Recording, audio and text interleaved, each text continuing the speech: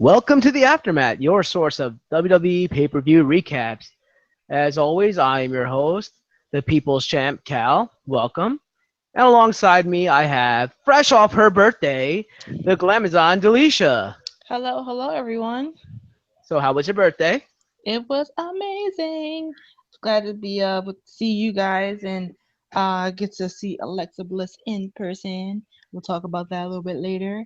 And Yep. just all around, just getting to hang around with a bunch of friends and just having fun. It was awesome. So usually we start out diving right into the pay-per-view, talking about the pre-show and stuff, but we actually had a very eventful weekend this weekend. A bunch of us from the Tough family, as if you know, if you check out Odd Shape Panel or the Tough channel, you'll see a bunch of links for our stuff, the Aftermath, as well as other shows that or things that we do. So make sure you check them out, the Tough channel as well as Odd Shape channel.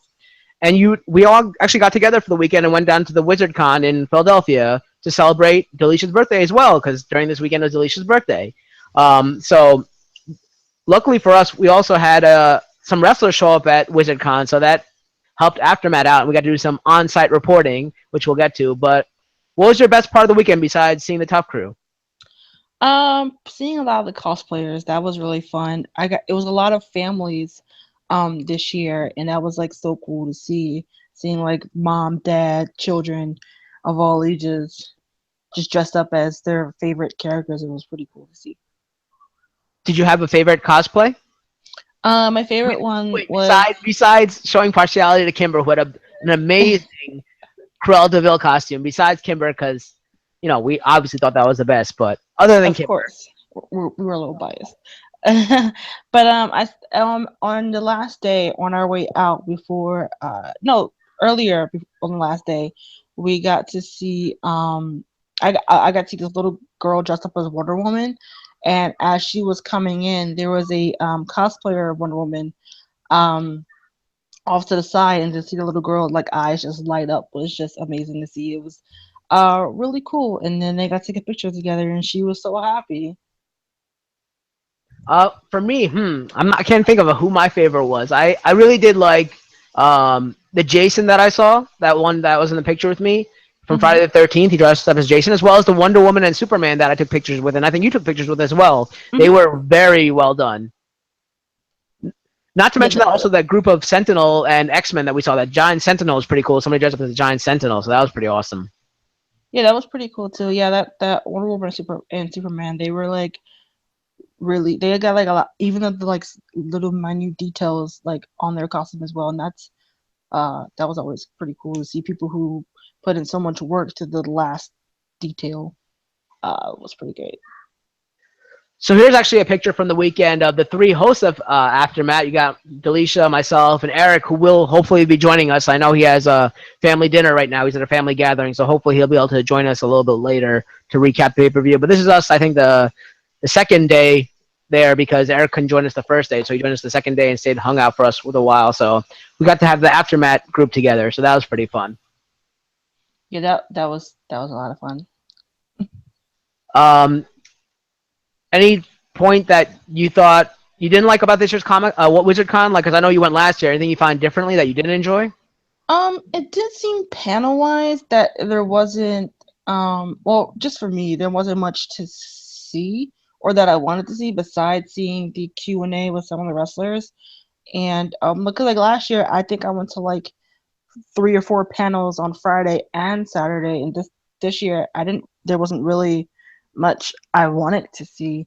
Um, so I feel like panel wise, it wasn't for me, in my taste, there wasn't much that I wanted to see. I just mainly hung out on the floor and to like look at what to spend my money on. Yeah, that's true. We did do a lot of bunch of shopping, and I got to take a few pictures on the Iron Throne, as you saw, as well as did you. But the thing that one reason that I especially wanted to go there was to see my little Miss Bliss. And so, as this next picture shows, you and I did some front page reporting at the Wizard Con for Alexa Bliss's panel, but we also got to catch the end of Enzo and Cass's panel. So, did you have any comments or anything about Enzo and Cass's panel that you really enjoyed? That was really fun. You as I forgot the guy's name who was Ryan Ball. oh yeah, who was moderating the panel from Wrestling Audio, I think he was from. He had said that was their first con, or Wizard World. I don't know if it was their first con in general or just for Wizard World. But you couldn't tell they were really good with the audience answering all the questions, and like either the last question or second to last question about when Enzo had his injury back at um Payback? Yes, When he payback. yeah, and how you could see the raw emotion from Enzo. I mean from Cass when he didn't know for certain what was the extent of Enzo's injury, and like how you can see like that was like true raw emotion. It brought home that yes, this is sports entertainment, but it gets real. Yeah, and like just to see the pure bond between the two, how he said like how he stood over him to watch over him, that was pretty cool to see that like the raw emotion that he actually showed there, as well as like reminiscing about it and telling the story, the retelling the story of it. Um, so that was kind of like the pre-show for at least for me. I know you really enjoy Enzo and Cass, but the main Yeah, I event do. would have to have been my girl, my number two WWE wife, second only to Sasha Banks. Little Miss Bliss came out, and boy, is she barely 5 feet of fury. She's about 4'11" and a half, I'd give her, but we'll give her the 5 feet. She came out and made a, completely out of. I was hoping she'd do the little shoulder, the shoulder belt thing, but she just came out all sweet and out of character. Probably one of the nicest people you'll ever meet. Very humble. She loved like doing everything for the fans. She cracked a bunch of jokes, pulled character a few times, which was interesting to see.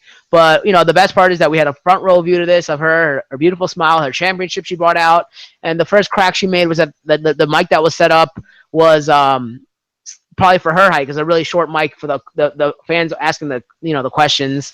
She also joked about like having to get on stools and stuff, which I cracked to Delisha earlier, which happened to come out from her. So it was actually fun to watch.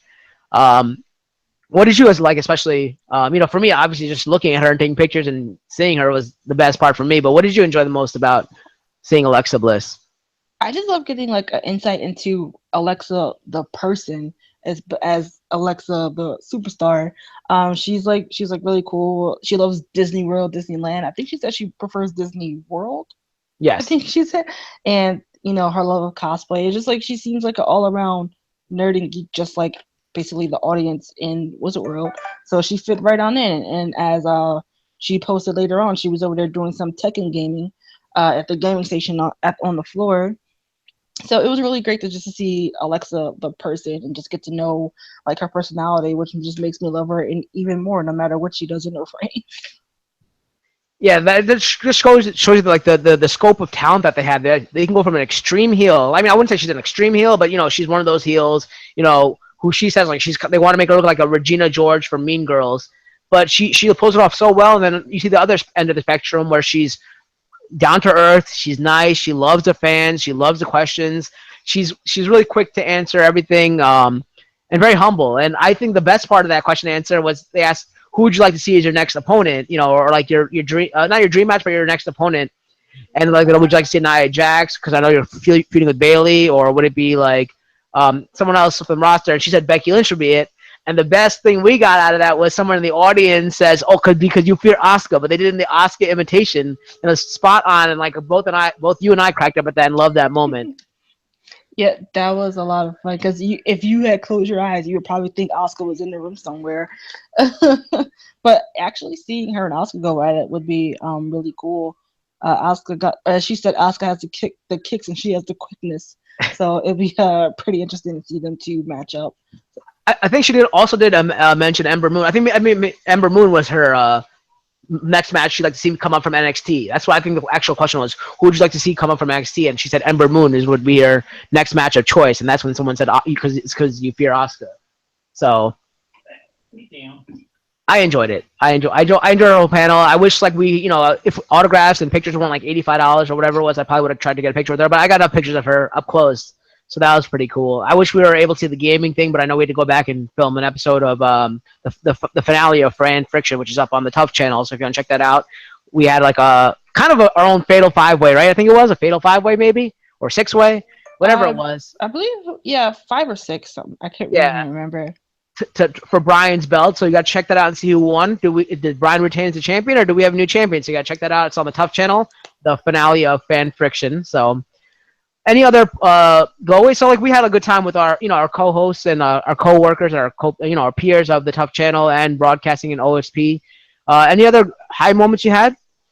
As far from like the Alexa's Q&A, I don't remember what the question was, but she kept saying that people often compare her to Trish Stratus, and from the start of her heel turn when she was with Wesley Blake and what's his other name, the other guy, and I could.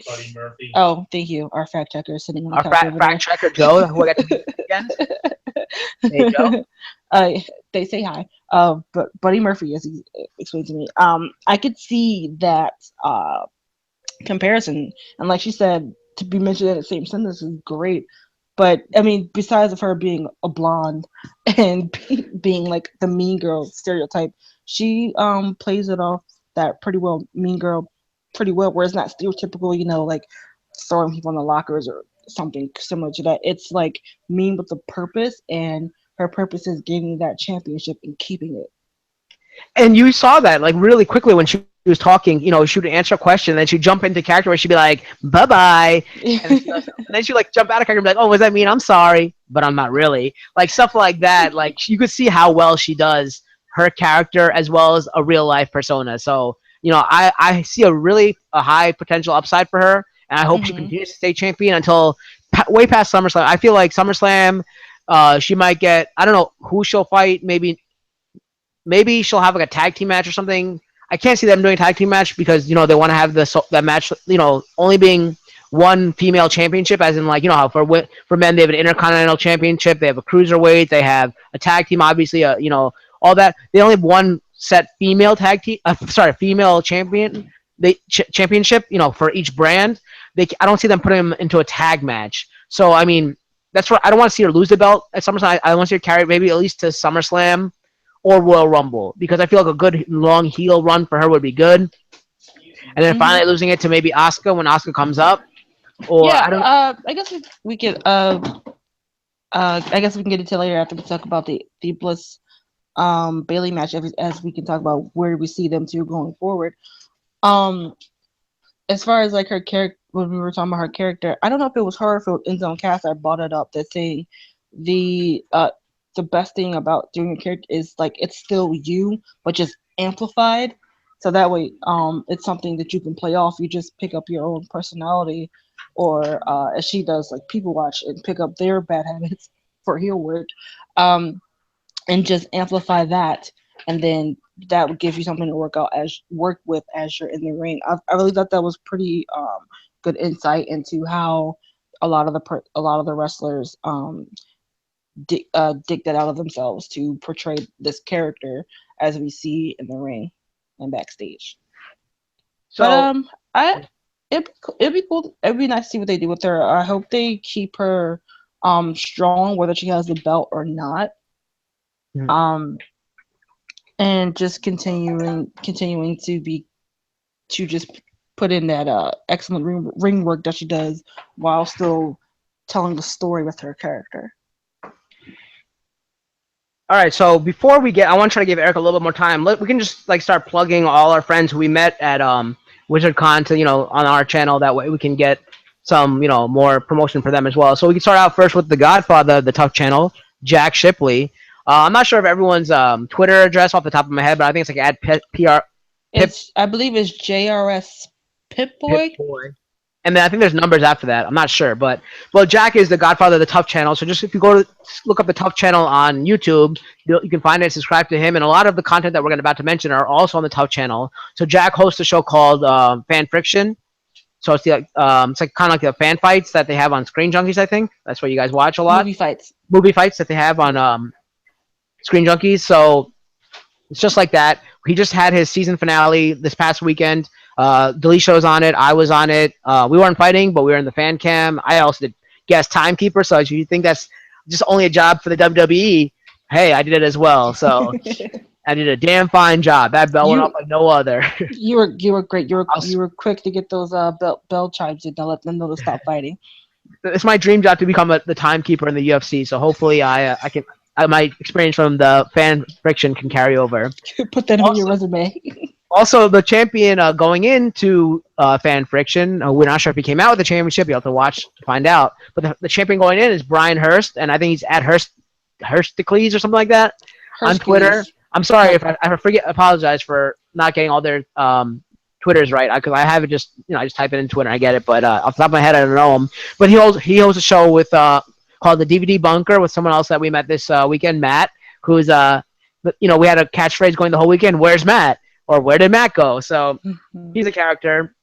Um, they also a show called DVD Bunker where they talk about kind of old Jack. I'm sorry, Jack. Brian has a whole old collection of DVDs. I think he said it's like nearing 2,000. I think it is. And they just watch the movie and they talk about it. So that's a pretty fun show to watch if you want to reminisce on old classics, as well as sometimes they get some newer movies in there. If you want to go ahead and if you want to go and talk about Tom and Kimber, Alicia, you can go next. Tom and Kimber host a show called Odd Shape Panel, which you can catch Mondays at 9 p.m. Eastern, uh, bi-weekly. So tonight there's a show talking about best friends in pop culture, and you can find them at Odd Shape Panel collectively, or you can find Tom himself at I am Tom Riddle, and you can find Kimber at Kimber Batch underscore OSP. And Odd Shape Panel is just a collection of pop culture show like most of the time we'll have a themed week or we'll just do a regular Q&A and we'll just talk about anything that's going on. And like I said, tonight it's all about best friends in pop culture, and that will be on YouTube at Outcheck Panel at 9 p.m. Eastern Standard Time. And you can check out their website www.oddshapechannel sorry www.oddshapechannel.com, and that has all the people we've mentioned as well as us, so you can see all our content. But you were mentioning that they're doing a special episode BFF today, so who's that also lead into? This is a special episode because it's a crossover with another tough channel hosted by Joe and Ashley Davis called BFF, where they are the fact checkers for Jack's show Fan Fiction, and from that show they will take a movie that they have not seen, or if they haven't, or if they have seen it, if it has been a very long time, they'll do a show about that. They'll watch the movie and then discuss it, and sometimes you'll get cameos from their cats because whenever you're filming your pets, they don't care. They'll just get in the shot all willy nilly. But tonight is a special episode because they're here in New York with Tom and Kimber, so they will be co-hosting Odd Shape Panel. So we're calling it the Odd Shape BFF episode. Yeah, so today's episode is about the BFFs or the best friends from shows and movies that you'd like to see and anything like the such. We also had Raul down there. Raul does some like movie reviews on his Twitter. I think it's like, oh my god, it's like at Raul Vader or something like that. I'm so Yes. bad with these. It's like at Raul Vader. He does some movie reviews once he sees them. Be careful though. Sometimes they have spoilers in them, and he doesn't really say that. So I'm just letting you know now. But they're actually fun to read. And he's also a frequent caller on Odd Shape uh, panel, and I think he's actually on the last fight as well as Tom, Kimber, Joe, and Ashley. We also saw Eric on there. He hosts AfterMat, and he also does some videos, quick video reviews on Twitter as well for movies, as well as some characters and stuff like that, and shows. And he's, I think, at Eric Koch 200. Nope, he is No, at Koch MM Koch. Sorry, Koch. yeah, sorry, at MM Koch. See, what would I do without my fact checker? Uh, and I think did we get everybody? I I think, well, we believe. had this other Joe come by the last day, and he was at Chandango. Is that right? At Hmm. Chandango on Twitter. I'm not sure what he does. We just met him, so I'm gonna check out his content.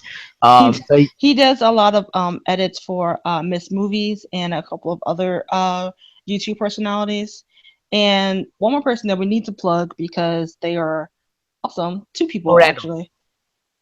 Three people actually. Randall, Randall Sands, who's also a frequent caller and into Ashe Panel, and also a fighter for fan fiction, and then our own person who does our um our edits for our Oh yeah, images will be Austin Singleton.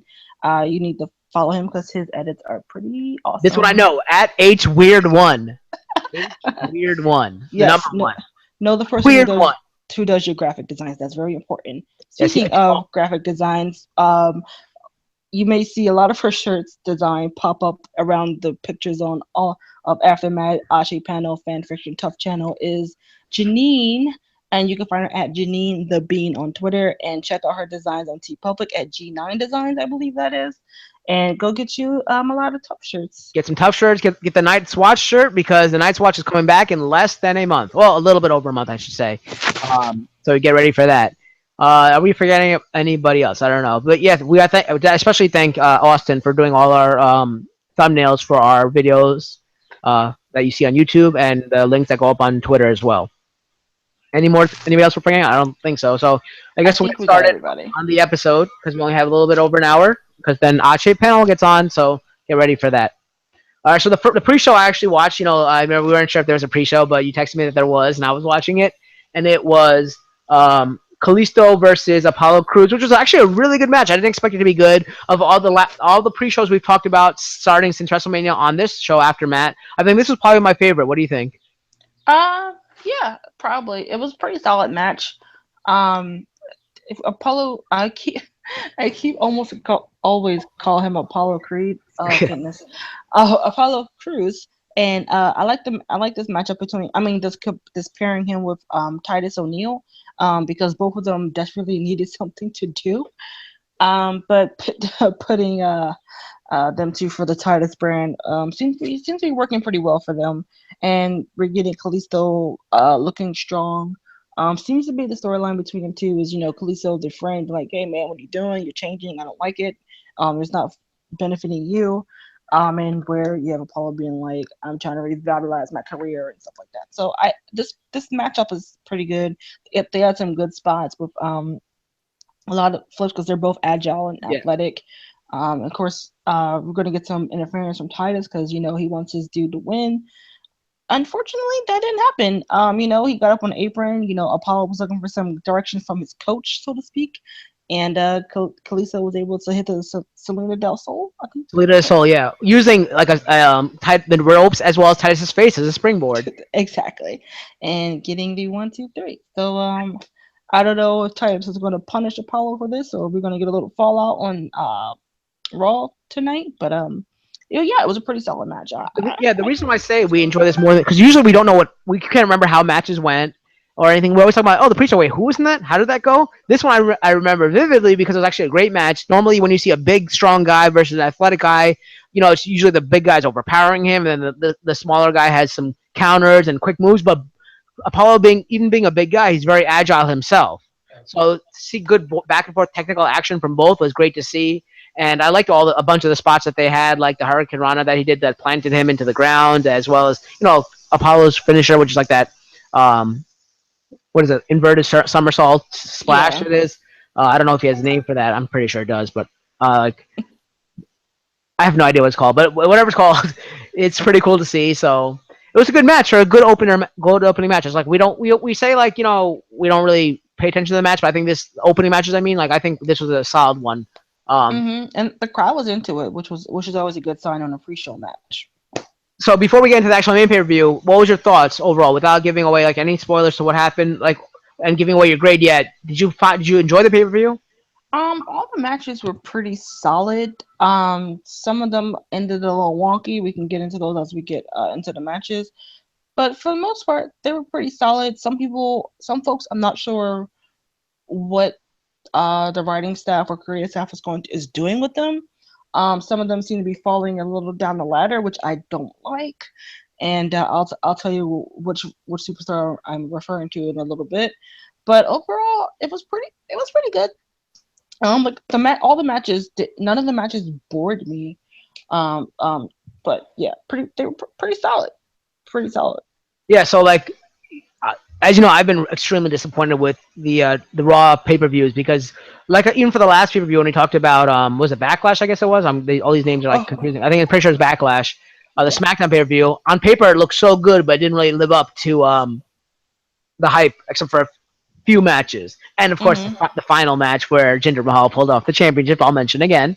Um, but I wasn't expecting much from this pay per view. Extreme Rules, I've been to a few Extreme Rules. They're always fun to watch, but I wasn't expecting much. So I was very pleasantly surprised at the outcomes of these matches, like and how they basically how the matches played out as well. They were very entertaining to watch. So I really enjoyed this pay per view most of any of the pay per views since WrestleMania. So we'll get to our final grades and the high points and low points um, at the end of our wrap up. But let's get into the first match where we saw the United States champion Dean Ambrose defend against the Miz along with Maurice, and the stipulation was that if Dean Ambrose had been disqualified, he would have to forfeit the title to Miz. And do you want to give the backstory on why this stipulation was added?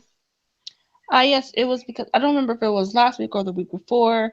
Um, I think the Miz got himself disqualified, or I honestly one thing I remember is Dean giving him a low blow because he was so angry at the shenanigans on the Miz, and he got himself disqualified.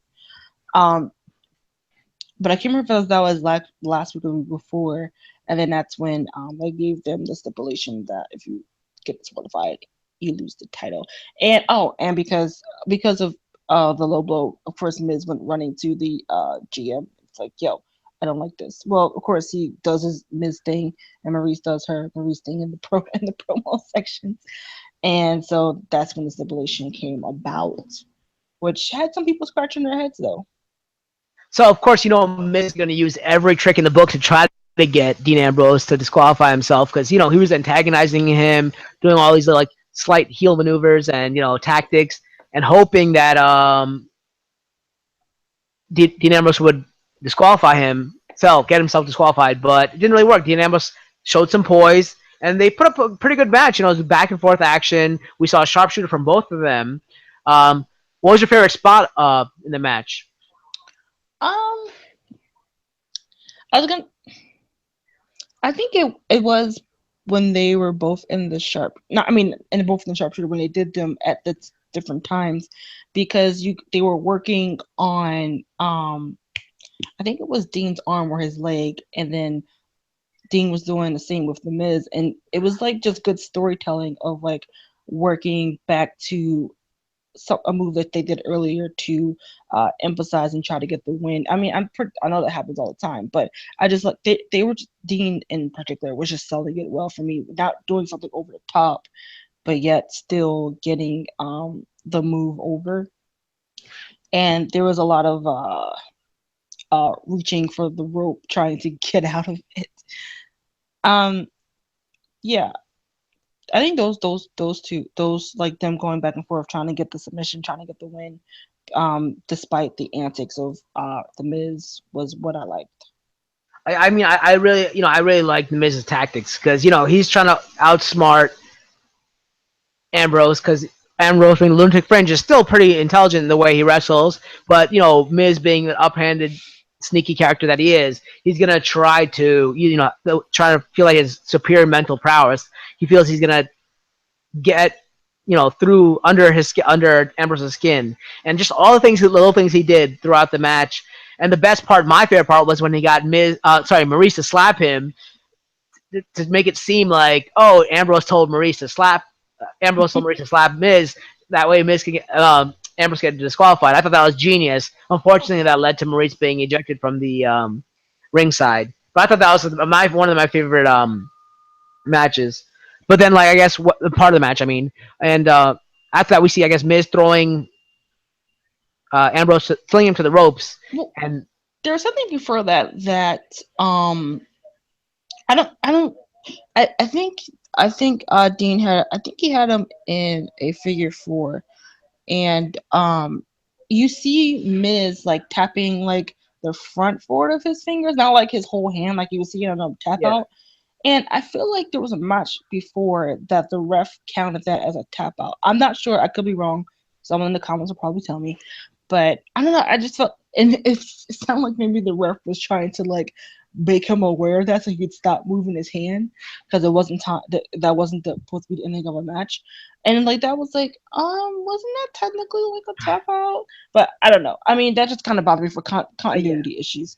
I didn't catch that. But But back in the day, sometimes they used to have like the wrestler like hit their feet on the ground to get like the fans going. Like, but sometimes that's a tap out as well. So it's never consistent. They should find a way to make it more consistent. but I agree yeah, with you. But yeah, the ending was pretty. It was pretty funny of Miz pushing Ambrose into the ref. What I didn't like is how he was taking like so long to get around the ring, like he was going to call him out when you knew he wasn't, because they were going to probably find a way around it. And then all Miz did was hit the skull crushing finale and then win. So I was like, you could have used something else to make the fans not look so like we're stupid. Like we know that any other time the ref would have been on his feet yelling for the bell, but nope, he's going to take his time, walk around the ring towards to the timekeeper and the announcer. And so that's what I was like, I don't think this is how it's gonna finish. Yeah, I But completely agree with you. We talked about this over chat, I guess, and we are saying that we didn't like how that finished because you're like you said, any other time the ref would immediately call for disqualification if they were bumped into kind of like that, or they would get knocked out completely. This is yeah, probably the strongest ref we've ever seen because he didn't get knocked out by a bump like that.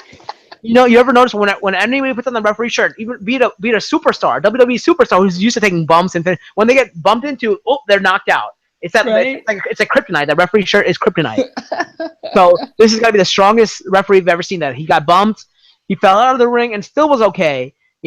So that did play to the fans' intelligence. I thought I didn't enjoy it either, like you said. And then, but the thing I did enjoy is that Miz hit the skull crushing finale and got the 1, 2, 3 and took the win because, like I said, I was getting sick of Ambrose. I'm getting sick of his character.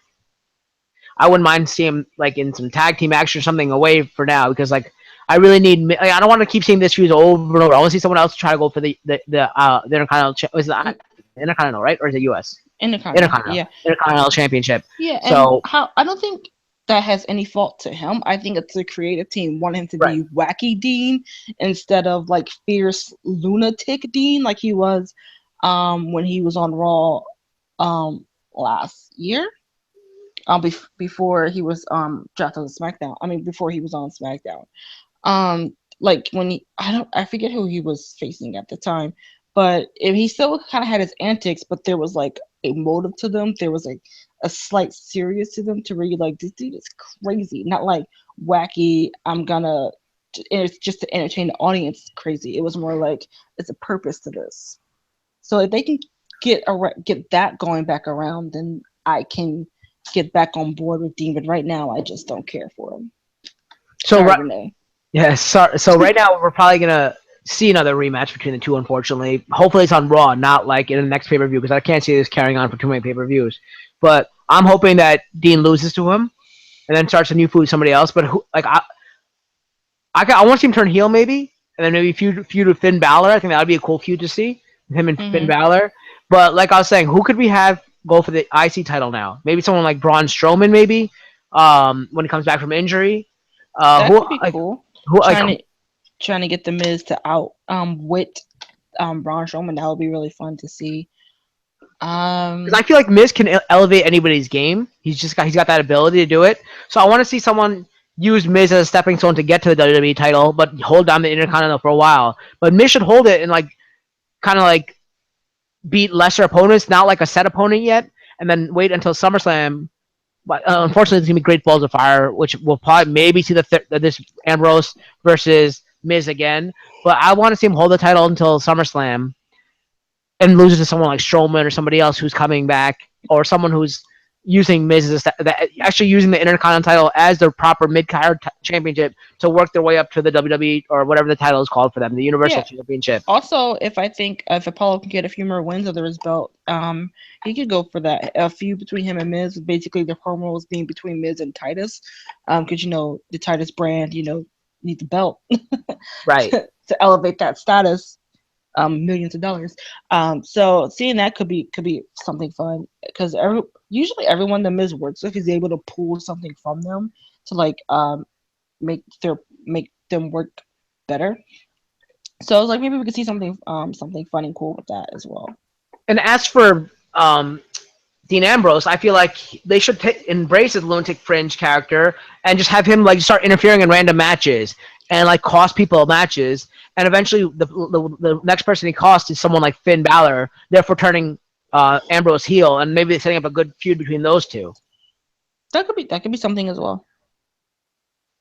So hopefully they end this feud because I can't stand watching Miz and Ambrose go at it again, which we're going to. We're going to see it, but I hope they use it on Raw, but not if even if they use it for Great Balls of Fire, that's fine because I want Miz to hold on to it until SummerSlam or even Survivor Series and lose to Mm-hmm. someone who they're going to use it as a stepping stone. Yeah, I agree. So the next match was our intergender tag team match where we saw Noam Dar, which I really don't know who it is. I guess it's from NXT. I saw him a few times on the Raw, and Just Alicia mainly Fox. from the cruiserweight classic that we Oh, had okay. last year. I don't know my years anymore. Against Rich Swann and Sasha Banks. So we got some my number one WWE wife, Sasha Banks, looking all fine, coming to the ring with Rich Swann. They had a cute entrance together. Um, I mean, there wasn't much to this match. It was, it was an intergender match. They're kind of wasting the talents of. I'm guessing Noam Dar is probably a really good, and Rich Swann are probably really good athletes that we didn't really get to see that much of. But I think the highest spot, we saw Alicia Fox. Oh, sorry. Well, we can say that way. We saw Alicia Fox get dominated the majority of the match by the more technically sound Sasha Banks until she like ran away to Dar and got tagged him in, and then we had a great um, fight between those two. And they went back to the outside, and then we saw what I thought was the high spot of the match with Sasha Banks double knee from the top to Dar, and then rolled him in, and Hmm. we saw the Phoenix Splash and the 1-2-3 pickup win by the Rich Swann and Sasha Banks. What did you think of the match? Anything? I didn't think it was that interesting or It was all right. They all did solid work for what they were given. This is what I was referring to. Is superstar falling down the ladder. That would be Sasha Banks. Like ever since she lost to who she lose to? Too many Bailey? people. Look, Yeah, too many people. everybody. It's she just keeps falling, and it's like they don't know what to do with her if she's not in a title contention. And it's I don't want her to fall by the wayside because she's too good. I feel like they should like fake an injury with her and have her go do a movie or something, and then when she comes back. No, look, come on, I love Sasha Banks, but I wonder she's not. I don't think she's even getting the same like fan pops as she used to do. So like, But I just so have her like, go do a movie. if she goes away for a while, then comes back. I think that will make her star rise again.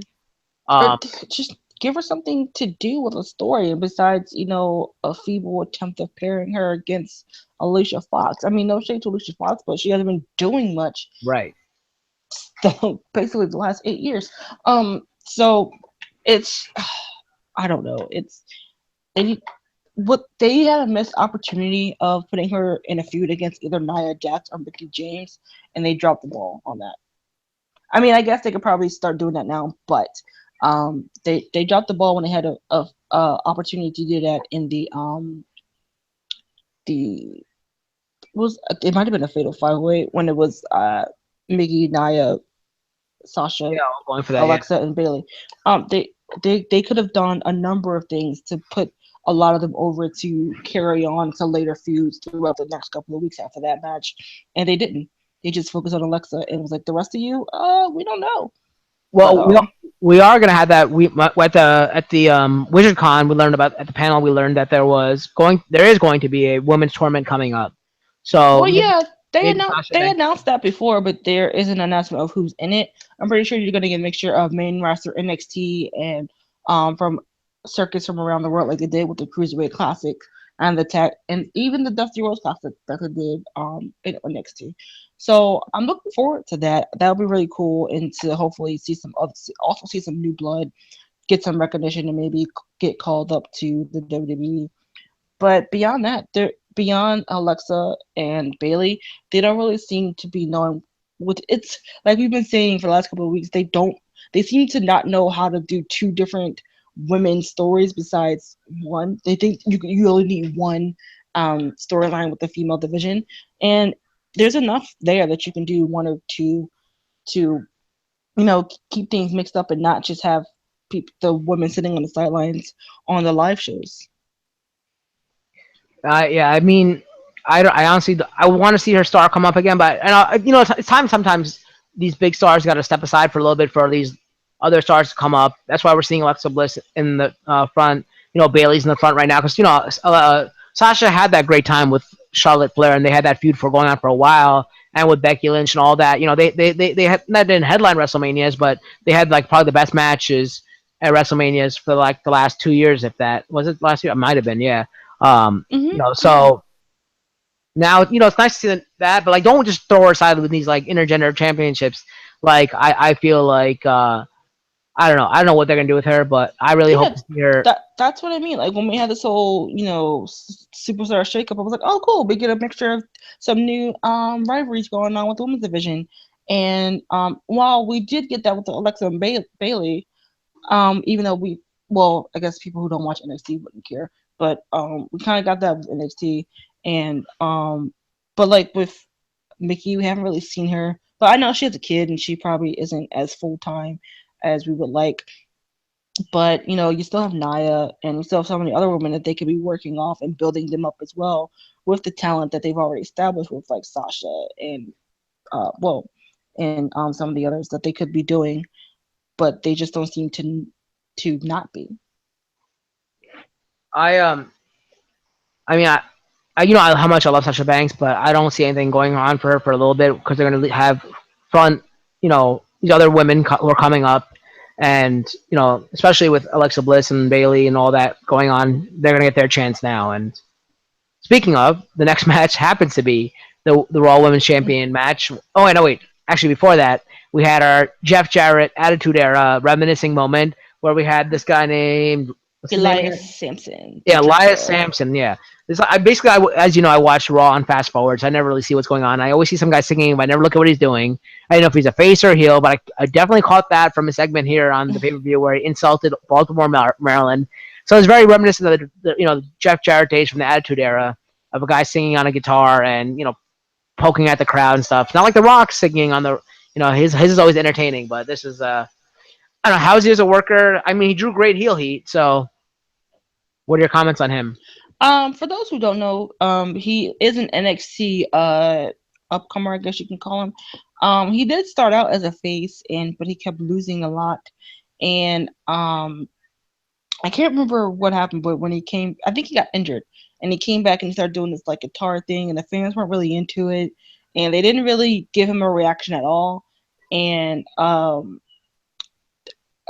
he just kept doing it, and over a couple of weeks, he did bring on this persona of the drifter, of this like hipster who just as a hipster persona who just who just goes from city to city with his guitar trying to make music or something like that. Like that was the character they were going for. So the audience just started shouting "drift away" during his matches, and then he had a match on NXT in which if he lost, he got fired. He was out of NXT if he lost. Yeah, he was out of NXT. Well, he got fired. He would get fired from NXT if he lost, which he lost, and so he had to leave. And so you will start seeing him showing in the background on SmackDown and Raw, as you later the main audience will start. So you just see him in the background with his guitar, and it looks like now he will be on Raw. So the plan all along was to bring him up to Raw. So that is a little background on the Drifter Elias Sampson. He is a heel mainly because people just don't care. When started off people not caring and now just become popular, to just not like him and shout "drift away" as he enters the ring. So this just kind of brings up what Alexa Bliss said. You find something that people annoys people and you do it, and that's how you can draw that heel heat. And I guess people were getting annoyed by what he was saying. I mean, the way he plays music and all that. So I guess that's what we're left with. Mm-hmm. But enough about that. I was really bored with the segment. Yeah, he didn't really. I mean, it was just a segment of him singing, and just to get that heat. That's all it was for. Yep. So And I guess to get prepared for the next match. To bring up the person who brought up that point, find something that people hate and just thrive off of it. It's Alexa Bliss, who is in the next match with the Raw Women's Champion, defending against Bailey, the challenger, in a kendo stick match where the kendo stick was on a pole, up on the pole, and whoever grabs it first could use it legally. So I don't even know what that meant because whoever does that mean that like without giving it does that mean whoever got it first because it's the only one who can use it, and if the other person uses it, that's a DQ? Like they didn't really specify. They shouldn't have said it in that fashion. Like it should have just been a whoever kendo gets stick it gets match. That's it. Yeah, that's all it should have been. They should never have said whoever gets it first gets to use it legally because that confused me. Saying like, okay, whoever grabs it first can use it, and the other person, if they use it, they would get DQ'd. They never specified anything like that. So that brought us to the match, and like what led up to the match is the whole feud that happened, and every time Alexa Bliss would always get Bailey, she'd always hit her with the kendo stick, and she technically never got hit with the kendo stick yet. And Alexa said that at the panel. She's like, she's never hit me yet, so I don't expect to get hit anymore either. And so there was like I think I texted you right before the match started. I'm saying like, oh, watch Alexa Bliss run up for the kendo stick, and like, oh, it's like, oh, poor little girl. She's like, she's gonna need a stool or like a little spring or something to get her up there because she's not able to reach that. She's too small. It's unfair to her. So she ran for it right away. Bailey, they jockeyed for it, and then it fell. I don't know if that was supposed to happen or not, but it fell to the thing, and then they both fell out of the ring. We saw some suplexes from Bailey, and then we had Bailey go into the ring and grab the kind of stick. So according to the rules, she was allowed to use it legally. So that mean Alexa Bliss can't use it? I don't know. So what happened after there? What did you think? Like, do you think that was supposed to fall to the ground? And then when Bailey picked it up, did you think she was gonna hit her? What did you think? I really don't know. When she picked it up and she was hesitant, I was like, oh, they're gonna push that Bailey's not good enough angle once again, which I am getting supremely tired of, by the way. And but if they are trying to get to that point where they've pushed Bailey so much that she just explodes, okay, but they're not really executing that in a good fashion, in my opinion. Because Bailey, as I was talking to someone on Twitter who was also a wrestling fan, and we were just saying that we think they pushed Bailey too fast. They're right now they're just rehashing the same storyline for Bailey that they did on NXT, but NXT, of course, did it better because they just do. But excuse me, my nose is like stuffed up, so you might hear that. But I think they pushed her too fast and pushed her in title contention too fast. She is the as people call it, the female John Cena, where she's just a good old baby face vanilla person. And I am a Bailey supporter. I am a hugger. I do love her because she puts in good work and she's worked so hard. But the creative staff has seemed to keep her like at a 5 when Bailey can be a 10. You know,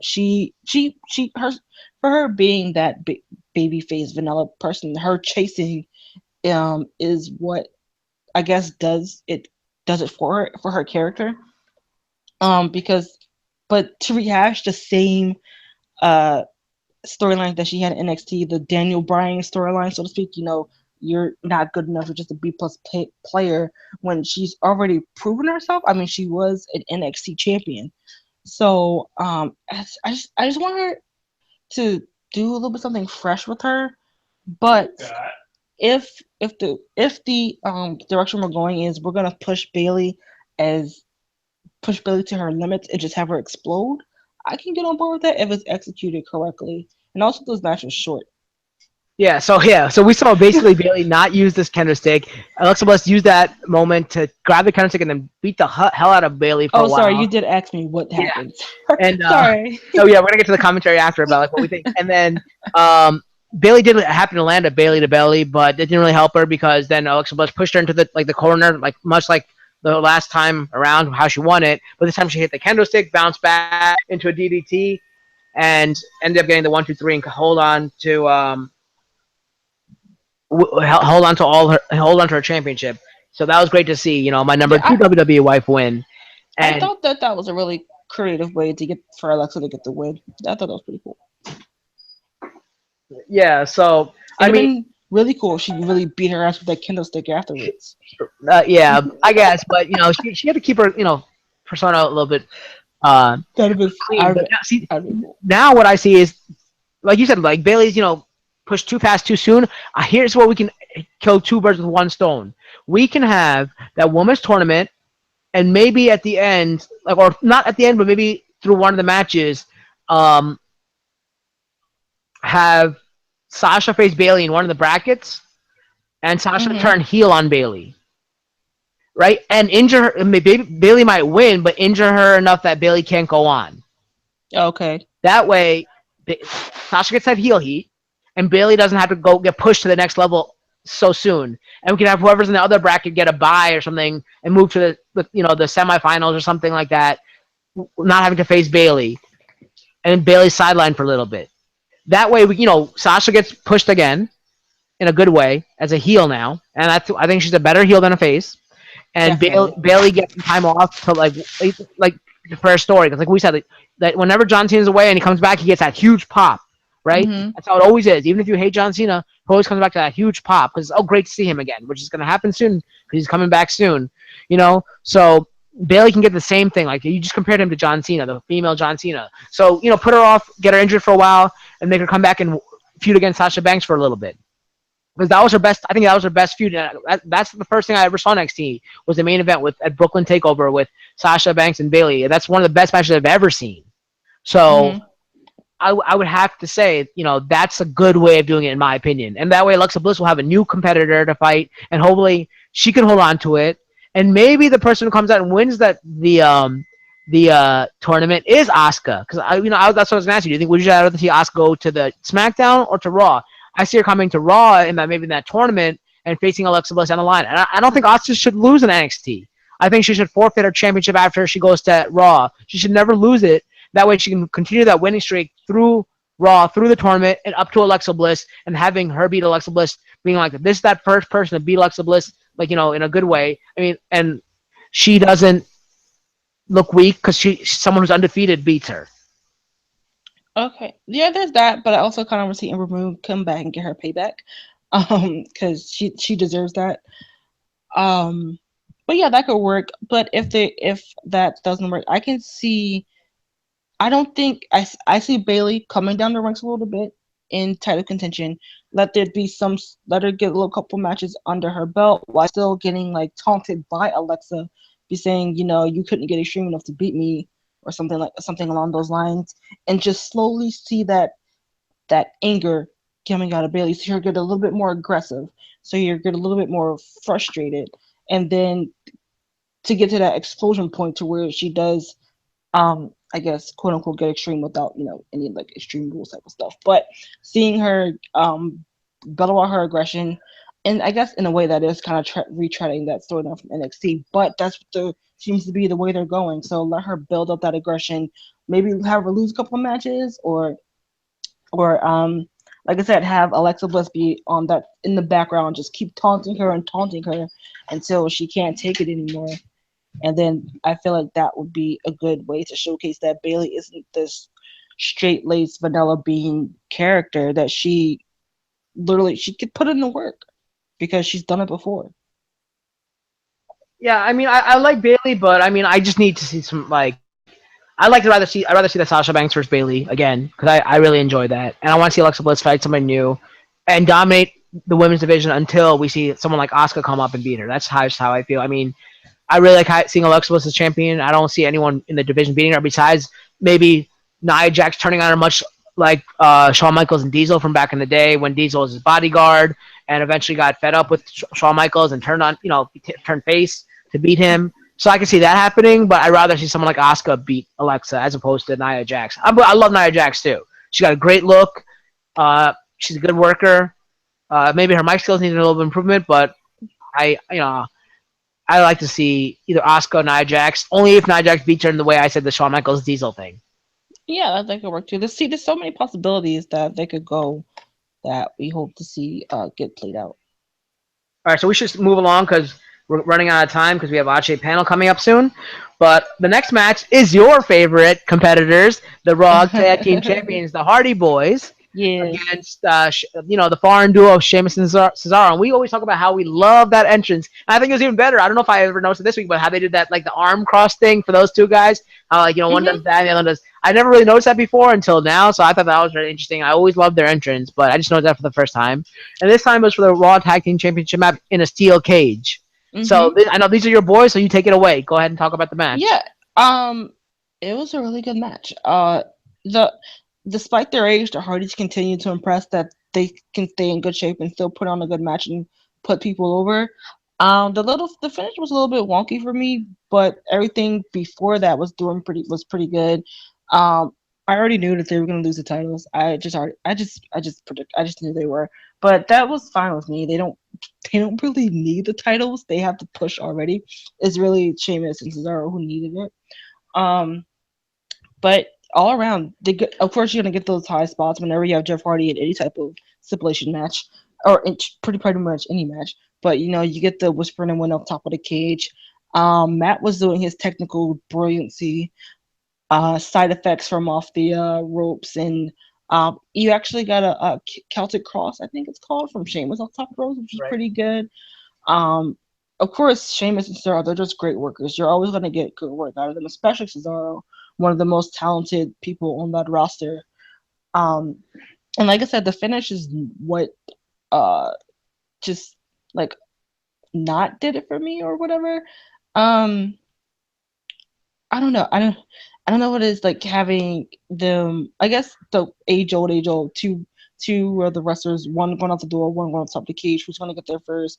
At first, I really did think that they were going to play the whole they tied it finish of they both got to the floor at the same time, but they didn't. They made it. That Cesaro and Sheamus hit the ground first. But I don't know. I don't know what kind of finish I would have liked. It was just that one was a little okay for me. Yeah, see, like we did, like I have to give you props. I know you love the Hardys, and I'm not a fan of them, but they always put in good work, like you said. They always put in a good match. They always have some good spots, especially Jeff Hardy risking his body. So we saw exactly what I figured we'd see. We saw one of them. I thought one of them would climb out first. I was figuring Jeff Hardy because he's the more athletic of the two. So Jeff climbed out, and then we saw what we should have seen: the two teammates of Cesaro and Sheamus physically dominate the one guy left, Matt Hardy, and that was what was should have been done. And that's how you got that great spot because Jeff saw his brother in trouble, climbs back in, jumps off the top of the cage, whisper in the wind onto the two, and that kind of laid everyone out. Now that's when the race begins. When Matt is dragging a lifeless Jeff to the door while Sheamus and Cesar are climbing the cage. Now here's the problem, just like I had with you, is like just like you had. Sorry, not with you. I didn't have with you, but just like you had. Um, you thought there was gonna be a tie. I thought maybe Matt and Jeff would win because they're gonna retain the titles because he's pulling them out. And like when I see people climbing out of the cage, it's not like back in the day where they just like hang and just drop because that's what they should do. If you're looking for a championship, you're gonna get your ass out of the cage and just fall down. That's what I would do because if it's for a championship, that's what it should happen. Oh, just to go back, the way to win this match is if both members of the team got out. So that's why Jeff and Matt did not win because only when Jeff got out, Matt had to get out as well. So that would leave that was a brilliant aspect of the match because that left the man left in the ring at a disadvantage, which I thought was genius. So and that's how we had the Sheamus and Cesaro dominate Matt Hardy until Jeff came back in. So now we have Matt pulling him out. Matt gets out, and now Jeff has to get out. Why not drag him feet first? Because obviously, if the feet touch, that's how you win, right? So that's my one gripe on that side of the thing. Drag him feet first because the feet touch first, you win. No, don't drag him hand first, is what he did. Second of all, if you climb over, these guys are strong enough. You guys are athletic enough. I know you might hurt your knee. That's something. I mean, that's something for like the real life aspect of it. You're gonna get injured. You don't want to get injured. But they when you get down to about like the 4 feet off the ground level or whatever it is, or 6 feet off the ground, you could drop. They were like basically touching the apron halfway down the apron. They still didn't let go because they're like, oh, let's climb all the way down. Yeah. Well, Like two things. yeah. That's when I really thought they were going to try to do the whole both of them hit the feet floor. But I think, and honestly, I think it was because they were trying. I think they climbed down too fast, and they were trying to let Jeff and Matt catch up so they can make it seem like they were trying to do that race to the finish. I think that's why I think they just climbed down too fast, and they were trying to make it because I think they were supposed to make it as close to both of them getting their feet to the floor as possible. And I don't know if Matt and Jeff were too slow or they were climbing down too fast. But honestly, I think that's what it was. But yeah, so ultimately it came down to them let Sheamus and Cesaro landing first, which was great because we said they need to revitalize their character. This is great for the tag team division. I think having them together, we're definitely going to see a rematch for that, because you get the champions rematch clause they'll get. And then, like you said, Matt and Jeff do not need this championship to push them because they already have a great fan base. They already have so much, push behind them. They don't need this. So even if they don't win, they're probably not going to win the rematch. We're going to see them go on, maybe split up, and we'll see the broken Matt Hardy. Or they'll have. I don't know what they could do with them from here on out after the rematch. I don't know what they're going to do. Maybe split them up, possibly. I don't know. Someone to Raw, one to SmackDown. I doubt we'll see that, but I'm pretty sure they might be having. They still have a contract with other companies to like go win every title in the world, like they want to do. But where do you see them going, and especially where do you see after? Because I know that I'm pretty sure Sheamus and Cesaro will win the rematch. What tag team do you see next? The tag team division is kind of lacking on Raw. Yeah. If I had this idea as you were talking, I don't know how ready they are. I don't know. I mean, health wise. Wait, is the Revival on Raw? fact checker? Revival on Raw. Yes. Okay, so I can see the Revival getting their hands dirty again. I can see that either in the next rematch between Sheamus and Zarvos Hardys, you can either have the Revival interrupt and start beating up the Hardys, and just that way, Sheamus and Cesaro can retain, and they can go off of someone else, and then you can have the Revival come in towards the Hardys, because I don't believe sometimes don't want heels on heels.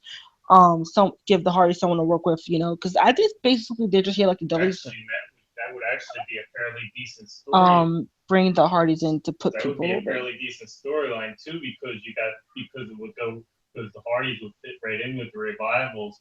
No flips, just fists. Our fact checker Joe was telling us that would be a good storyline, because the Revival's whole tagline is no flips, just fists, and the Hardys are the high action tag team. So and they all of them have good mic work, so it'll be pretty cool to see them two go at it. Just as my only hope for Sheamus and Cesaro is to keep them strong and keep them consistent. So I'm glad you said that. I'm glad you said that the Revival should go against the Hardys, cost Sheamus and Cesaro the match, and go against the Hardys, because I don't want to see another. I love seeing the new guys come in, but I don't want to see them get the title shot right away. Like you said, Bailey went up too fast, and all these other people coming in too fast. I feel like that'd be a good feud. See them go against the Hardys, and then work their way up from there. And then who do you think Sheamus and Cesaro should go after the Hardys? In all honesty, I cannot remember any other tag team on this. Exactly. So that's the thing. It's really lacking. This division's really lacking. So I want to see some maybe. Technically there's Slater and Rhino on Raw. I don't think God, Slater and Rhino. No, like I don't know. I don't know who we can go with, but maybe as a squash match for sure. But yeah, well, we're gonna have to find something to do with them. But maybe they'll bring up somebody else, or they'll, I have no idea what they do. But the future looks bright, though. Now that I see that Sheamus and Cesaro champion, I like seeing where that goes. And I like your idea of the Revival costing the next match and going against the Hardys. The scene is kind of thin on both rosters. Yeah, we're getting Joe saying that the tag team on both rosters is kind of lacking. Yeah. So the next, the second to last match, and like we always say, between these two big matches, they always have a buffer match. That's not that good. Like we always said that. It's just to get a bathroom break, as they always say. The buffer match, as I like to say. Not this time. This match, we're always, going down on the cruiserweights a little bit, because we haven't been, we have to see the same kind of match over and over, like TJ Perkins and all those guys. But this time around, we probably had one of the best cruiserweight matches we've ever had, and that was the cruiserweight champion Neville versus Austin Aries for, I think, the third time it was. This match has started. This feud has started since the WrestleMania pre-show, and it's carried till now. And like we said the last time around, the way it ended, we're probably gonna see another match, and I'm glad it happened, because this match was fantastic. I'm not gonna use a phenomenal tagline, because that's reserved for AJ Styles. But this match was fantastic. We saw such great back and forth action. We saw submissions, because I forgot to mention, this is a submission match, right? So we had the Rings of Saturn from Neville versus Austin Aries' Last Chancery, right? So both are beautiful submission moves, I think, in my mind. Their image looks really nice. These guys are just tremendous athletes, and this is what we want to see from the cruiserweight division. This reminded me of the old WCW cruiserweight division, with high-flying action, submissions, great spots. Like, I was so enthused. Great counters back and forth. Like, what did you think? I mean, I was so excited for this match. This is what I want to see in the cruiserweight division. These two shows you not only why these two are the top competitors on the 205 Live, but why they are two of the best in the business. Not only can they do the high flying as people expect from the cruiserweights, but they are technically sound in their wrestling, in their ring chemistry and their ring awareness to just put on a great match. To me, like as I was texting you, like, this was match of the night for me. As usual for anything WWE, I'm usually playing something or doing something on the computer, but my eyes riveted to this match, and I could not take my eyes away. And both of them were selling their moves so well. The back and forth with the submissions. You think they're going to tap, but no, they roll themselves to the rope to break it. And I was just so happy. I was like, I will put up with the purple ropes just for this match. Yeah, I mean, I couldn't ask for a better match. I hope nobody went to the bathroom because everyone always knows they go by the rule. If it's the time to go to the bathroom, I hope nobody went to the bathroom because people have been getting tired of the cruiserweight division. So I'm glad if this happened to be the last match. Um, this was probably the best cruiserweight match we'll of see the for a while. of the If three. not, this could be hopefully a contender for the match of the year for the Slammies. Do you agree? I agree. It was also probably the best of their three matches that they had on the pay-per-views as well. And because this was like the rubber match, so to speak, I really thought that this was going to be Aries' time to get that title, but apparently WWE has different ideas. I don't mind because Neville's a great champion. He's great on the mic and great in the ring as well. King of the cruiserweights, and I love those ears. Yeah, I love the Neville gimmick. And so what we saw some great back and forth action. When the action went to the outside, we actually saw Aries hit the last chancery in on Neville, and Neville tapped. Unfortunately, it was outside the ring. So then Aries goes for another suicide dive, but misses. This gives Neville a chance, and he puts him back to the ring and hits the red arrow. Like, I don't know if it was botched, but it was a beautiful botch because his knees went right into the back of Aries. I don't know if that was meant to happen or not, but that looked perfect.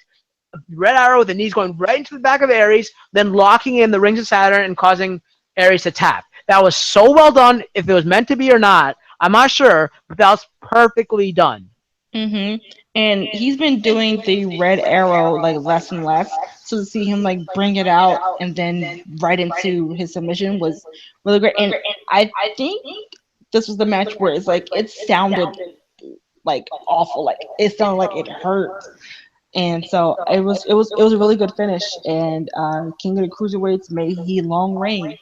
Yes, I was kind of like questioning Neville's reign as the champion, like since WrestleMania, because we didn't really see that great a match in the cruiserweight. Like we said, we've been disappointed. But after that last night in that match, I'm glad to see him as champion. I hope to see him champion for a little bit. Have Neville. I'm not sorry, not Neville. Have Aries step back for a little bit. Work his way through the division again. Because he had he kind of had that push where it's like he came from another company, competing company, and they're gonna push him because he had that name. So, and now let him step back for a little bit. Someone like Gallagher or somebody to come up because Gallagher's been like entertaining, and he'd be a good next person to face Neville, I think. Yeah, him or even Brian Kendrick. Well, I Oh, guess that'd be a great match too. even Neville yeah, and Kendrick. even though they're two heels, Yeah, they do great promo work. They're both entertaining in the ring, and we know they can put on great matches. And maybe a triple threat. I think also we might see T.J. Perkins somewhere in that line because he's been asking Neville for that shot, and he's been continuing saying not right now, or we have a deal, don't worry about it. But he hasn't gotten that match yet, so you might see a little frustration from T.J. and might see him turn on his mentor, I guess. Uh, so we might see that happening in the next couple of weeks as well. So the future does look bright for the cruiserweight division. I'm very excited for It that. would seem to me it would seem stupid to turn TJP back to being a babyface again so soon after heel turn. So it almost would make more sense that We're getting some word from our fact checker right now. it would be Neville getting the face turn. Oh, he's saying that since TJ had a heel turn not too long ago, maybe you'll see Neville going back face, which I don't really want. 'Cause I don't he's want to doing see. really I don't want to see. good heel now. I mean, I think you could still do it in a way to where TJ's still a heel, but he just like, dude, I want my match and just go ballistic or whatever. Right. I don't know. I mean, the fans are gonna cheer for Neville either way, so it doesn't really matter. Yeah. So I don't want to see Neville turn face just for that sake.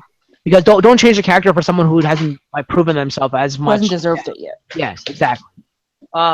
So in our buffer match, like I would really say that's probably one of the best matches of the night, if not the best. I think it was the best. But the cruiserweight division looks bright if we keep seeing action like that, or even like a third of that action. I'll say 2/3 of that action. Then that'd be bright. I'm excited for the cruiserweight division and where it goes from here. I might be tuning into more of those matches now instead of fast forwarding to the Raw during that part. So that brings us to our main event, the first ever fatal 5-way match, right? I guess that's what it was. Where Kurt Angle made the match between Bray Wyatt, Seth Rollins, Samoa Joe, Finn Balor, and Roman Reigns.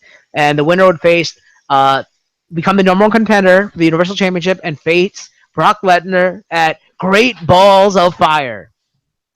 Every time I hear that, I just want to cry in a corner. I was thinking of a cool name for pay per view would rather be Onslaught. Wouldn't you rather see WWE Onslaught Onslaught. instead of That sounds WWE Great intense. Balls of Fire? Yeah, I take anything over Great Balls of Fire by now.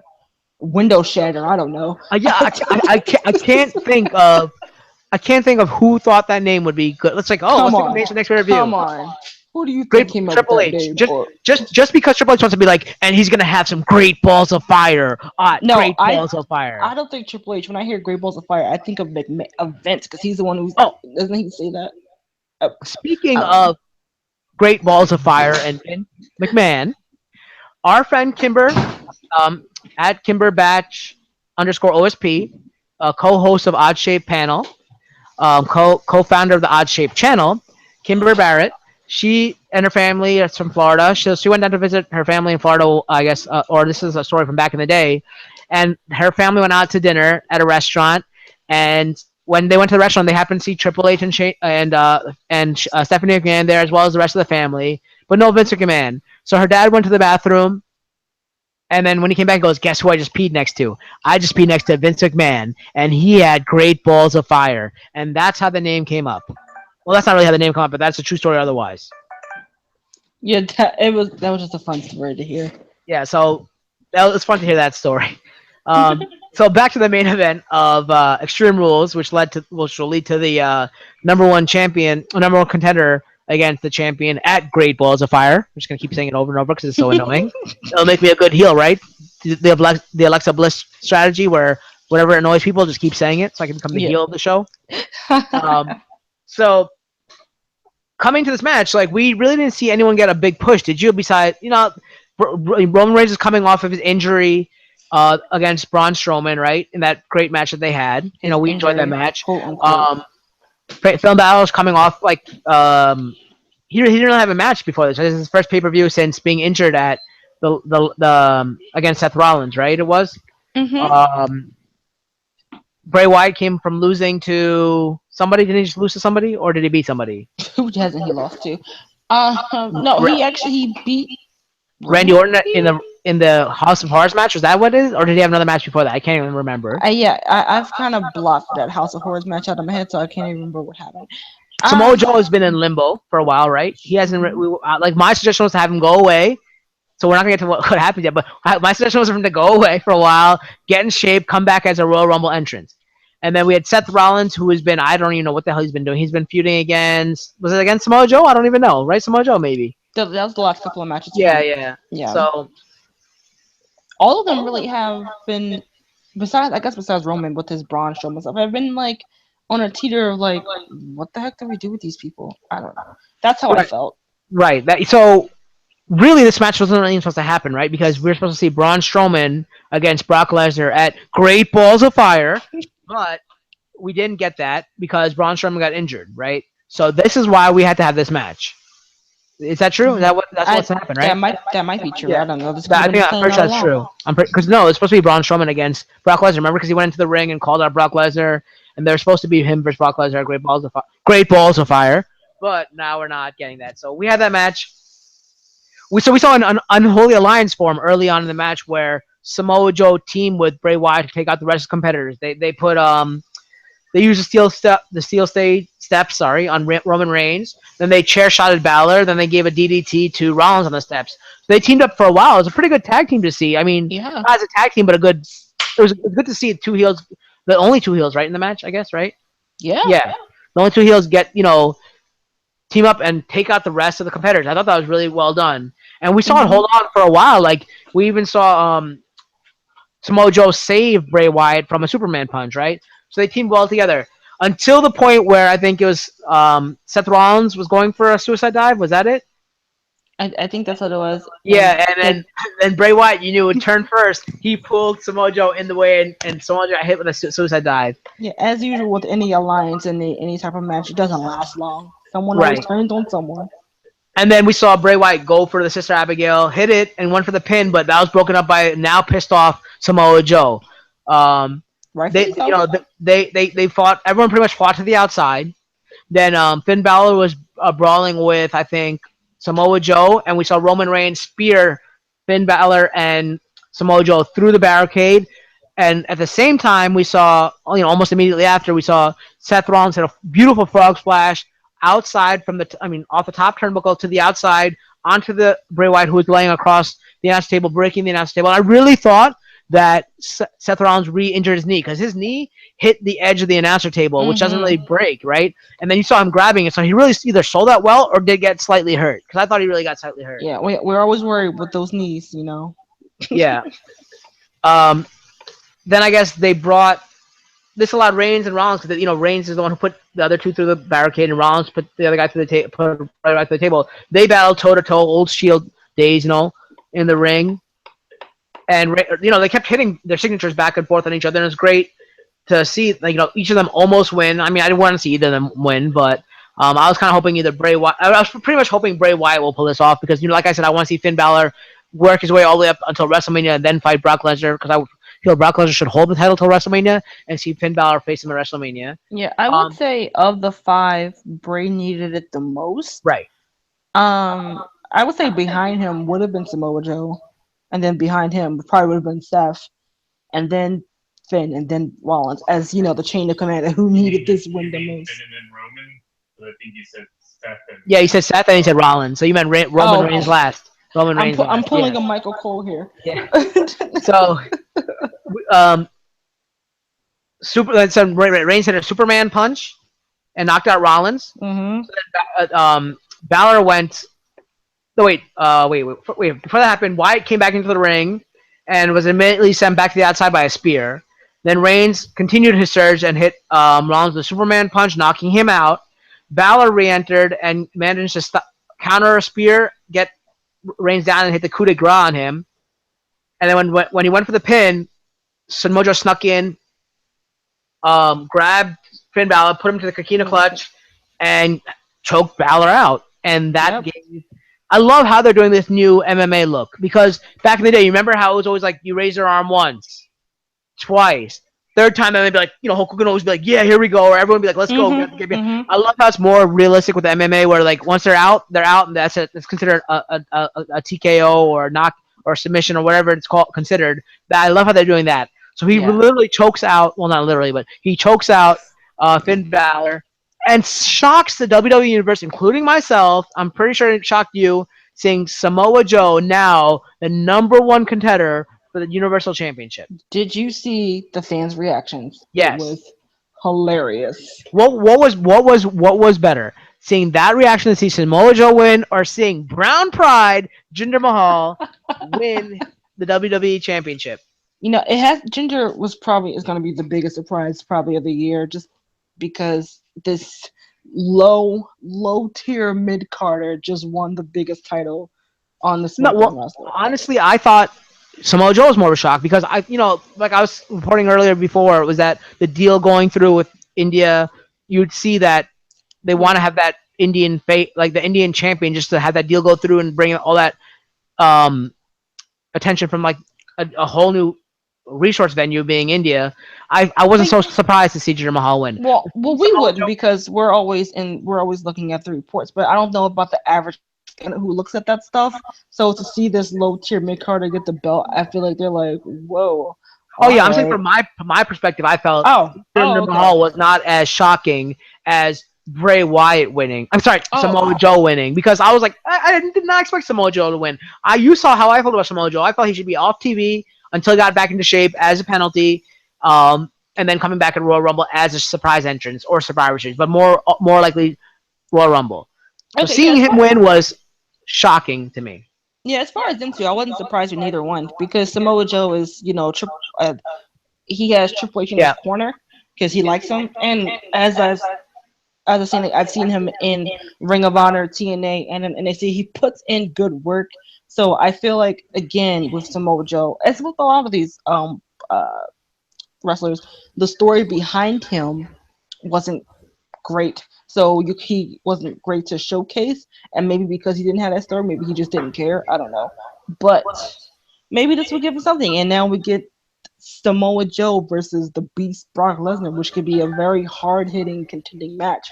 Hopefully, they don't make this a botch. I mean, Yeah. Hopefully, it's not a This squash could be a fest. good match to have. I'm interested to see where this goes, but I still see Brock Lesnar coming out on top, and maybe like how I said the whole thing with Dean Ambrose flipping on everybody and going. I Hmm. can see that happening to Samoa Joe after losing to Brock Lesnar at Great Balls of Fire.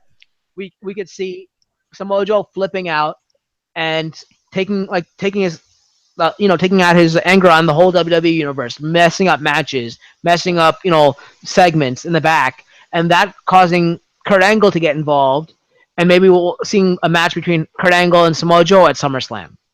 Yeah, we need to get wrecking shit Samoa Joe back. Yes, exactly. And that's the way we see it. We see him lose to Brock Lesnar, him getting into a frenzy, and like doing what I said. And then I don't mind seeing another. I love that the whole matches they had through that rival company that we will not mention. Um, It doesn't exist. yeah. So According to WWE, it doesn't exist. seeing that rival company, their feud in that rival company, I'd love to see that again. Not a feud, but maybe just one more match. Um, you know, even though we might get reports seeing Triple H fight Kurt Angle at WrestleMania or whatever, I'd like to see a little tune-up match against Samoa Joe because they worked very well together, and that'd be a Hmm. good match to see at SummerSlam after he loses to Brock Lesnar at Great Balls of Fire.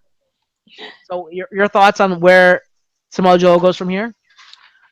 Yes, I'm pretty sure they want Brock to hold on to that title forever. So Samoa needs someone he can work off with, and seeing him against Kurt, as the could be a good angle to, and no pun intended, could be a good angle to go with. I'm trying to think. See, I don't want to see him and Balor again. They've exhausted that on NXT. Or maybe somewhere months down the line or whatever. But again, I just want him to just wreck shit. I don't even care who it is, wreck shit. All I just want him to be that hard hitting Samoa Joe that we all know him for. And they definitely got to build that Destroyer. before we get to um, The Beast Great Wars. Balls of Fire. Oh my god, that name just like There's too eluded me many, for a Ryan. second. Before we get to that, we got to see him become like that whole "Joe's gonna kill you" character. Like, We need to see him I don't even think I've heard that chant in a right. while. So we're not, he's not gonna be believable as someone who could beat. I mean, it is believable of all the other characters. I mean, all the other competitors that were there besides maybe Roman Reigns. Him being the only person to be able to beat Brock Lesnar. But I want to see him as that Joe's gonna kill you character to Hmm. have that push to get into that mindset against the Beast Brock Lesnar. And And then you know what they could do? I don't know. I'm not. I won't be able to watch Raw tonight, but have Heyman come out and be like, "Well, they call you the Destroyer. I haven't seen you destroy anything," and then that can like put him in a tailspin to just start wrecking shit. yeah, to And then maybe take out Heyman first, thus infuriating Brock Lesnar. But then we can't really have him out of action because who else is going to speak for Brock Lesnar yeah. besides Paul Heyman? So I really want to see him being built up a little bit as like an unbeatable force, and then Hmm. fighting Brock Lesnar, losing, and then losing his shit, Yeah. So and we go can get. and then turning on the WWE universe, which ultimately draws the ire of Kurt Angle. Kurt Angle will then have a match against him at SummerSlam, hopefully win, put away Samoa Joe for a good time so he can get back into shape and come back at Royal Rumble. That's all I Yeah. want to see from that. So we can build up this Destroyer versus the Beast as something realistic. Yes. So with that, what's your overall grade for the pay per view? Your high spot and your low spot. I Your would high spot and say low spot first, or low spot first, then high spot, then grade. yeah, lowest spot would probably be Sasha Banks and Rich Swann versus Fox and Dar. Only because that shouldn't have been a match in the first place, because all of them are better than that. I'm really I'm tired of the Alicia Fox, Noam Dar, and I mean they've seemed to be revitalized that and they seem to be working well with them, but we don't Alicia Fox is good. I know like she told her she put the work in. So have her do something good with that, instead of just being, oh, you looked at my man or whatever. However, this whole thing started. That was a low spot for me, and because Sasha seems to be falling down the rungs and not in the organic way, so to speak. High for me was definitely Neville versus Aries. So, like I said, that was match of the night for me. Those spots, which is great, and those two continue to put on great work. And mainly because of that match, I put this in the high score of a B minus. Um, the minus comes for I don't know where some of these superstars are going afterwards, but all the matches for the most part were pretty solid. None of them really bored me, like I said earlier. But I give it a solid B minus. It was a good pay per view. Just that with some people, I don't know where we go from here. So I'm basically on the same page with you. The low spot for me was the Sasha Banks, Rich Swann versus Noam Dar and Alicia Fox. Like I said, Sasha Banks being my number one WWE wife, I hate seeing her character being wasted. But I like seeing Rich Swann. I never really saw him before, so I like seeing where he's going. And Noam Dar is probably an interesting character as well, so I'd like to see where they go. But unfortunately, using Sasha Banks in that manner turned me off. So that was my low point. I agree with you again with the high point. My high point was the cruiserweight match between Neville and Aries because, like I said, that's what I've always wanted to see in a cruiserweight match. So seeing that really was the best part about the night. And they had great spots, and the submission and the red arrow onto his back with his knees hitting his back was Yeah. definitely. All right. Side note, we forgot to mention that Rich Swann broke the curse of losing in their hometown. Oh, He really? actually won. But Um, did he actually win? Because after the match, what did they have him do? They had him dance because that's what well, apparently how they feel about you know. that's his whole shtick anyway. He's Oh, always dancing. okay. But then did that help by showing a fried chicken commercial after that? Yeah, that No. was pretty. Yeah. So yeah, so that was the high point of the match. The red arrow hitting the back with his knees was brilliant, perfect. If it was botched, still brilliant and perfect. You know, I got spoiled by the match, and I want to continue seeing um, uh, cruiserweight matches just like that. Overall grade, I actually gave it a B plus because I was very disappointed by the past Raw pay per views, and this was really a huge step above those. So to me, and it was even better than the last SmackDown pay per view in my opinion because I got to see. This is something I didn't expect. Maybe the reason why is because I didn't expect it to be a good pay per view. Like I expected. The last one was a payback or back, whatever the last SmackDown was called. The names are all too similar, and there's too Hmm. many lately. But you know that puts us in business. It gives us something to do. So the last SmackDown pay per view, whatever it was called, like I had high hopes for that because it's such a good on paper it's so good. So for this, I didn't expect it to be as good, but it really surprised me, and I felt every match was solid except for that one match. Hmm. But I got the good takeaway from that match is I got to see Sasha Banks. So hey, I can't take hate on it too much. So you know I really enjoyed this pay per view, so I give it a B plus. I'm still waiting for that breakthrough pay per view that I can give an A to, but we still haven't had that yet. Not even WrestleMania touched that. Nope. So I think this is actually in my I enjoy this more than WrestleMania as well. So seeing where we go from here, we're gonna get great balls of fire. Unfortunately, I feel that's not gonna be a good pay per view, but we'll see where it goes from there. Hmm. So we're gonna switch over to Odd Shape Channel in a little bit, but before we go, where can we see you, Delisha? You can find me on Ashay panel in about 30 minutes. As in calling in, you'll see me in the chat room in about 5. You can find me at Delisha_Renee on Twitter and Instagram, and you can find me writing articles for Odd Shape Panel. You can catch me here in 2 weeks talking Money in the Bank right here on Aftermath. Right. So as Delisha said, we'll probably get to that soon, but I know we talked about it sucks that Money in the Bank is a SmackDown exclusive thing because I'd rather see 2 Money in the Bank matches because you can't have enough Money in the Bank matches. Well, And you but will we are, have two Money in the Bank matches. I mean, two different brand Money in the Yeah, Bank I matches. know But what you if mean. we could have 4 matches, we'll get two women's matches and 2 men's matches. And that would be great, Or maybe have all the women from the Raw and SmackDown compete together, and all the men 3 from each brand, and then they fight for that. That would be That's pretty how, cool. That'd be that's pretty how it cool to see should too. be. That's how it started when we had brand Right. splits before. But So that would be a cool way to see. But yes, the whatever. next time you'll see us is in 2 weeks. I guess it's on June 19th, maybe. In Monday, Yeah, I yeah, think June so. 19th. Yeah. But you can find Eric at Koch, right? Is that right? Is there Yes. 200 or Yes. no? Just I think Koch? we'll put it Koch in. We'll 200 we'll tweet it out. on Twitter. Yeah, we'll figure it out. Hopefully he'll be there to join us for the Money in the Bank pay per view. I know he missed the last 2, but we really miss him on here, and we'll see him soon. We did get to see him this weekend, as you guys saw. You can follow him on Twitter. You can follow me at VirnJaDejaVu on Twitter, as well as at after_Matt on Twitter as well. And you'll see me calling in on Odd Shape panel in a few minutes as well. And I just wrote a new article for the Odd Shape WordPress So go to oddshapechannel.com and check that out. I wrote the report card for this past pay-per-view, which you already know my score, but you'll see me break down each match as well as I score it by how many bells as opposed to a grade score. So how many bells did I give it? You got to check it out. So until And then, this is yes, it is Koch KOCH 200 on Twitter for 200. Eric. Thank you. So until then, this is the Glamazon Delisha All right, see you guys in 2 weeks. and the People's Champ, Cal, signing off, and we'll see you at Money in the Bank. Thanks for joining us on AfterMat. See you guys. Bye bye.